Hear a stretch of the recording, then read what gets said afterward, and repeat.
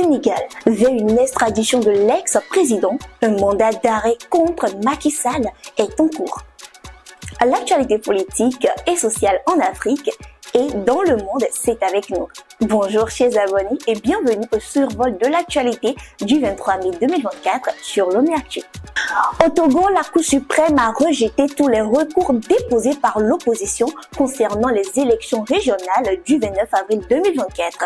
Ceci confirme la victoire du parti au pouvoir, Union pour la République, UNIR. Les résultats définitifs proclamés le 21 mai 2024 renforcent la domination de l'UNIR qui a remporté 137 sièges sur les 179 disponibles.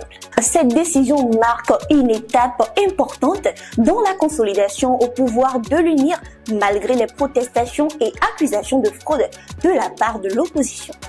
Au Togo, toujours des mesures contre la mendicité au Carrefour sont prises dans la commune du Golfe 1. Dans la capitale togolaise, Lomé, le maire de la commune du Golfe 1, Joseph Kouami Gomado, a lancé une initiative pour lutter contre la mendicité omniprésente au feu tricolore. Ce phénomène reflète des problèmes sociaux complexes comme la pauvreté, l'insécurité, le chômage nécessitent des solutions durables.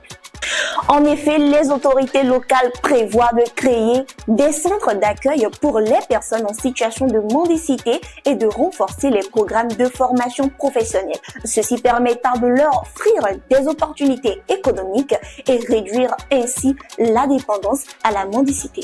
D'autre part, la liste des joueurs du match contre le Soudan Sud et la RDC est prête. La Fédération togolaise de football, FTF, a annoncé la publication prochaine de la liste des joueurs sélectionnés pour les éperviers en vue des matchs contre le Sud-Soudan et la République démocratique du Congo, la RDC, pour les éliminatoires de la Coupe du Monde 2026. Les éperviers affronteront le Sud-Soudan le 5 juin au stade de Kégué à Lomé, puis la RDC le 9 juin au stade des Martyrs à Kinshasa. Ces matchs sont cruciaux pour les ambitions de qualification du Togo. Une information sur l'université de Lomé pour terminer. Le professeur Adama Podar a interdit la grève prévue par les enseignants, chercheurs et le personnel administratif et technique de l'université de Lomé. Cette grève initialement planifiée pour les 23 et 24 mai prochains. Cette décision fait suite à un sit-in organisé par le personnel universitaire le 17 mai visant à exprimer leurs revendications. Les tensions entre l'administration universitaire et le personnel soulignent les défis persistants dans le secteur de l'enseignement supérieur au Togo. Au Kenya, quelles sont les raisons de la visite de Bling Bling de Ruto chez Biden? Le président kenyan William Ruto est reçu cette semaine par Joe Biden à la Maison Blanche pour une visite d'État, la première d'un dirigeant africain depuis 2008. Cette rencontre vise à renforcer les liens sécuritaires et économiques entre les deux pays. Le Kenya joue un rôle clé dans les efforts de stabilisation en Haïti où il prévoit de déployer une force de police. En parallèle, des accords dans le domaine de la technologie et de la dette souveraine devraient être annoncés. Ceci consolidera les relations bilatérales entre les deux pays. Nous sommes au Vietnam. To Lam, ancien ministre de la Sécurité publique du Vietnam, est confirmé au poste de président par l'Assemblée nationale.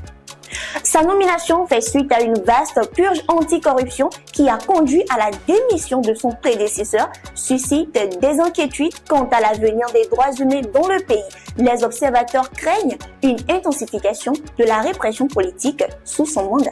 Au Sénégal, un mandat d'arrêt contre Macky Sall est en cours vers une extradition de l'ex-président au Sénégal. Des activistes et membres de la société civile sénégalaise ont lancé une pétition demandant un mandat d'arrêt international contre l'ancien président Macky Sall, rassemblant plus de 3000 signatures.